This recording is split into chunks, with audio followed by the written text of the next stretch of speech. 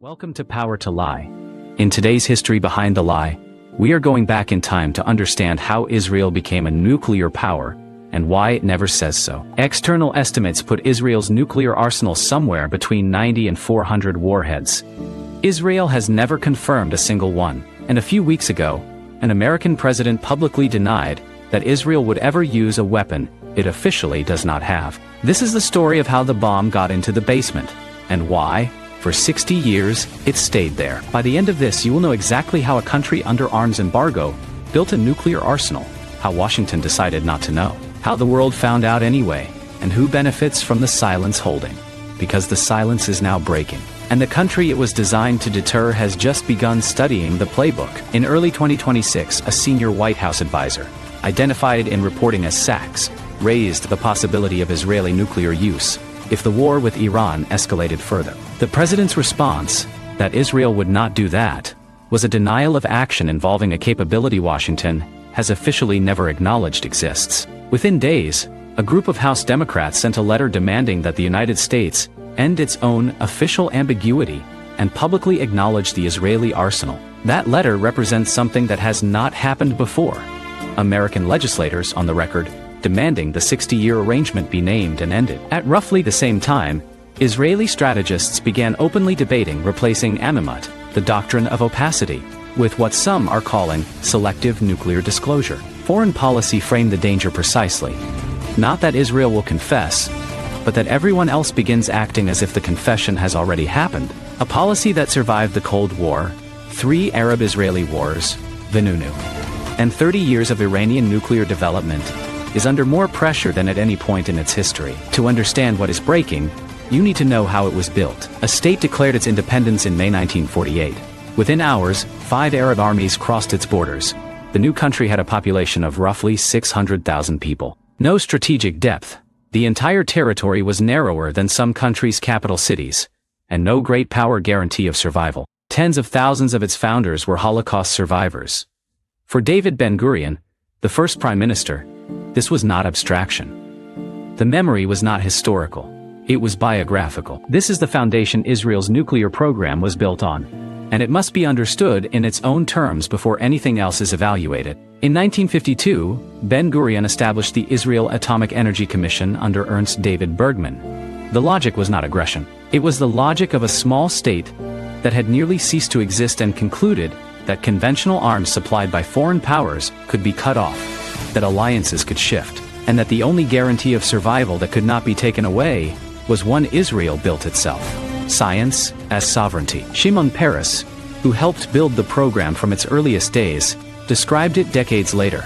Israel had built a nuclear option, not in order to have a Hiroshima, but an Oslo, a weapon meant to make war impossible, not to fight one. The argument, what deterrence theorists call the existential deterrent, is that if an adversary knows that destroying Israel means triggering a catastrophic response, the adversary does not attack. You never have to use it. That is the point. Whatever you conclude about what followed, the founding fear was real.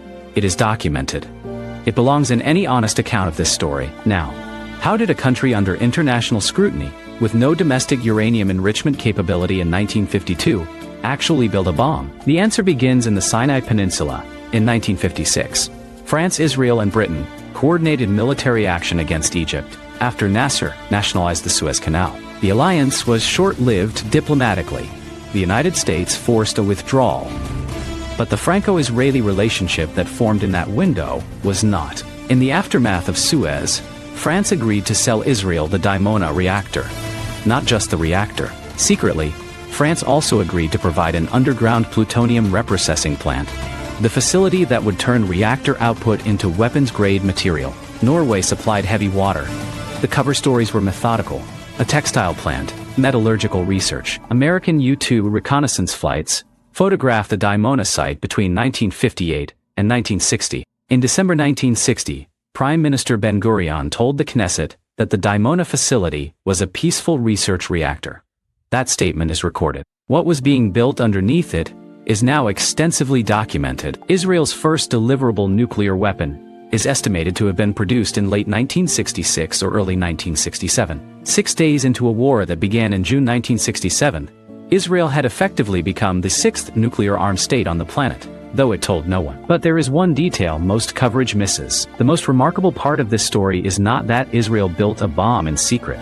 It is what happened when America found out, and chose to help keep the secret. President Kennedy pressed hard for inspections of Dimona.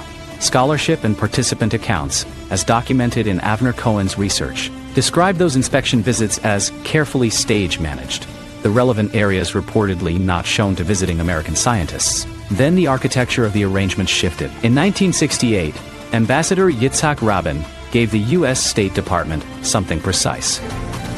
Israel's own definition of what it meant to introduce its nuclear weapons into the Middle East. The formula was surgical. Introducing meant testing, deploying, or making them public.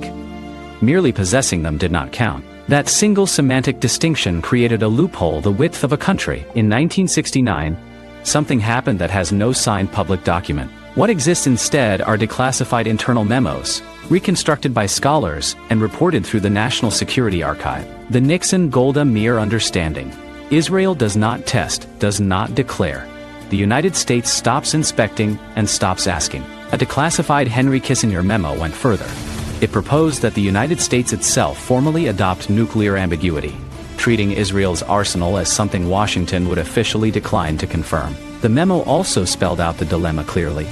Publicly pressuring Israel over its nuclear program would itself make the program public, which Washington did not want. The basement worked for both of them. This arrangement had a legal consequence that persists to this day. U.S. law, specifically the Symington and Glenn Amendments to the Foreign Assistance Act, would restrict assistance to a non-NPT state found to have acquired nuclear weapons. No successive U.S. administration has ever made a formal determination about Israel's nuclear status. The United States has provided Israel with more than $150 billion in cumulative military and economic assistance since 1948, making Israel the largest cumulative recipient of U.S. foreign aid since World War. And the IIAA has never held full-scope safeguards access to its nuclear facilities. American defense contractors, Lockheed Martin, Boeing, Raytheon, hold billions in contracts through U.S. foreign military financing to Israel. The most recent Memorandum of Understanding, signed in 2016, committed $38 billion over 10 years. All of it would face mandatory review under the Symington and Glenn Amendments if a formal determination were made. Israeli governments, in turn, avoid the NPT accession pressure, safeguards demands, and sanctions exposure that disclosure would bring. For Washington, it preserves diplomatic freedom of action without a public defense of a nuclear double standard. The basement worked for Jerusalem, and it worked for Washington. Then, in 1986, the arrangement nearly collapsed. Mordechai Vanunu was a technician at Dimona. He photographed the interior of the facility and gave the material to the Sunday Times. Experts who examined his photographs estimated that Israel had produced material for roughly 100 to 200 warheads by the mid-1980s, significantly more than outside analysts had assumed. Before the story was published, a Mossad operation lured Vanunu from London to Rome. He was seized, transported to Israel, tried in closed proceedings, and convicted of treason in 1988. He served 18 years, much of it in solitary confinement. Two framings of this, both attributed, in Israel. A man who endangered national survival by exposing a classified security program, to Amnesty International and his supporters. A prisoner of conscience who disclosed information about weapons of mass destruction and was punished with conditions that violated international standards. The photographs changed what the world estimated.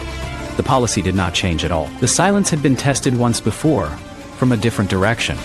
On the 22nd of September 1979, an American Vela satellite detected a distinctive double flash over the South Atlantic, the optical signature associated with a nuclear detonation. Suspicion has centered for 4 decades on a possible Israeli test, with some analyses pointing to a joint operation involving apartheid South Africa. A Carter administration panel concluded the signal was probably not a nuclear event.